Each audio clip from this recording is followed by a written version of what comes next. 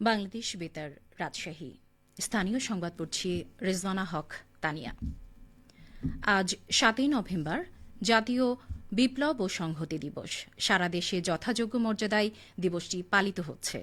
আজ থেকে ৫০ বছর আগে এই দিনে সশস্ত্র বাহিনীর সদস্য ও সাধারণ মানুষের যৌথ বিপ্লবের মধ্যে দিয়ে অরাজকতা ও অনিশ্চয়তার ঘোর কাটিয়ে বাংলাদেশে সূচিত হয়েছিল নতুন যাত্রা।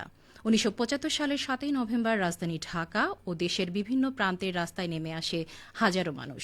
উদযাপিত হয় সেই ঐতিহাসিক মুহূর্ত, যার পরপরই রাষ্ট্রনায়ক হিসেবে আত্মপ্রকাশ করেন শহীদ রাষ্ট্রপতি জিয়াউর রহমান।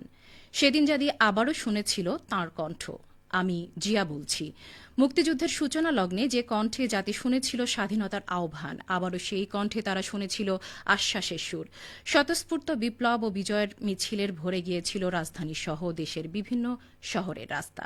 ইতিহাসের এই দিনটি তাই বাংলাদেশের রাজনীতিতে এক গুরুত্বপূর্ণ মোড় হিসেবে জাতীয় বিপ্লব ও সংহতি দিবস নামে পরিচিতি পায়। এই বিপ্লবের মাধ্যমে বাংলাদেশ অরাজকতা ও অনিশ্চয়তার অবস্থা থেকে উত্তরণের নতুন পথে পা রাখে।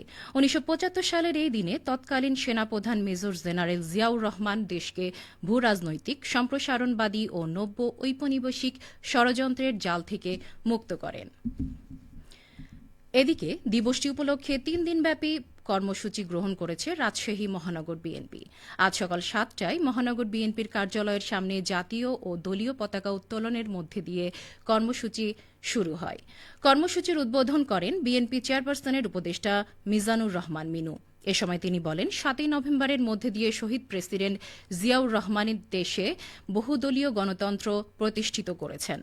দেশকে সমৃদ্ধ করতে, দেশবাসীকে ঐক্যবদ্ধ করতে এবং গণতন্ত্র পুনঃপ্রতিষ্ঠা করতে তারেক রহমান কাজ করছেন। রাজশাহী মহানগর বিএনপির সভাপতি মামুনুর রশিদের সভাপতিত্বে উদ্বোধনী অনুষ্ঠানে উপস্থিত ছিলেন বিএনপির জাতীয় ত্রাণ ও পুনর্বাসন বিষয়ক সম্পাদক অ্যাডভোকেট শফিকুল হক মিলন, সাবেক সিটি মেয়র ও মহানগর বিএনপির সাবেক সভাপতি মোসাদ্দেক হোসেন বুলবুল এবং মহানগর বিএনপির সাধারণ সম্পাদক মাহফুজুর রহমান রিটন। এদিকে ছাত্রদল ও ড্যাবের আয়োজনে আগামীকাল শনিবার বেলা ১১টায় ভুবনমোহন পার্কে রক্তদান কর্মসূচি অনুষ্ঠিত হবে। যুবদল ও স্বেচ্ছাসেবক দলের আয়োজনে একই স্থানে এবং একই সময়ে শিশুদের চিত্রাঙ্কন প্রতিযোগিতার আয়োজন করা হয়েছে।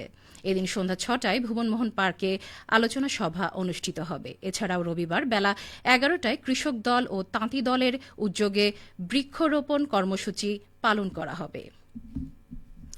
জাতীয় বিপ্লব ও সংহতি দিবস পালন উপলক্ষে আজ সকালে নওগাঁর নিয়ামতপুরে র্যালি বের করেছে স্থানীয় বিএনপির নেতাকর্মীরা।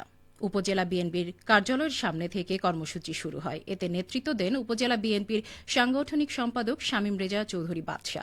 র্যালিটি প্রধান সড়ক প্রদক্ষিণ করে। পরে আলোচনা সভার উপজেলা বিএনপির সভাপতি ও সাবেক সাংসদ বীর মুক্তিযোদ্ধা ডা সালেক চৌধুরী ও অন্যান্যরা বক্তব্য প্রদান করেন। ঐতিহাসিক ৭ নভেম্বর জাতীয় বিপ্লব ও সংহতি দিবস উপলক্ষে আজ বগুড়ার শাহজাহানপুরে নানা কর্মসূচির মাধ্যমে দিনটি পালন করছে উপজেলা বিএনপি ও অঙ্গ সংগঠনগুলো।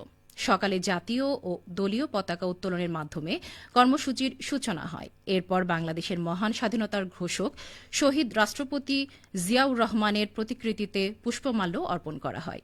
অনুষ্ঠানে নেতৃত্ব দেন শাহজাহানপুর উপজেলা বিএনপির সাধারণ সম্পাদক আজিজুর রহমান বিদ্যুৎ। এ সময় উপজেলা বিএনপির নেতাকর্মী ছাড়াও অঙ্গ ও সহযোগী সংগঠনের নেতাকর্মীরা উপস্থিত ছিলেন। রাজশাহীতে উৎপাদিত খেজুরের গুড়ের সুনাম দেশব্যাপী।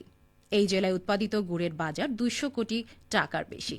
রস সংগ্রহ ও গুড় উৎপাদনের সঙ্গে জেলার প্রায় ৫০,০০০ গাছই জড়িত রয়েছেন।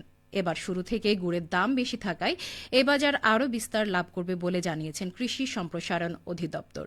রাজশাহী কৃষি সম্প্রসারণ অধিদপ্তরের দেয়া তথ্য মতে জেলায় খেজুর গাছের সংখ্যা ১১,১৮,০১৮টি। রস সংগ্রহ এবং তা থেকে গুড় উৎপাদন চলে নভেম্বর থেকে ফেব্রুয়ারি পর্যন্ত। গত বছর রাজশাহীতে ১০,০০০ টন গুড় উৎপাদন হয়। রাজশাহী জেলা কৃষি সম্প্রসারণ অধিদপ্তরের উপপরিচালক মোহাম্মদ নাসির উদ্দিন জানান, রাজশাহীতে খেজুর গুড়ের সুনাম সারা দেশে। গেল মৌসুমে প্রায় ২০০ কোটি টাকার গুড় বিক্রি হয়েছে। এবার আরও বেশি উৎপাদন হবে বলে আশা করা হচ্ছে। সবশেষে আবহাওয়া।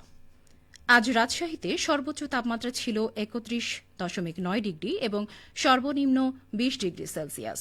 বিকেল ৩টায় বাতাসে আপেক্ষিক আর্দ্রতার পরিমাণ ছিল ৫৭%। রাজশাহী ও পার্শ্ববর্তী এলাকায় আজ সূর্যাস্ত সন্ধে ৫টা ২১ মিনিটে। সংবাদ শেষ হল। আমাদের পরবর্তী স্থানীয় ইংরেজি সংবাদ সন্ধে ৬টা ৫ মিনিটে।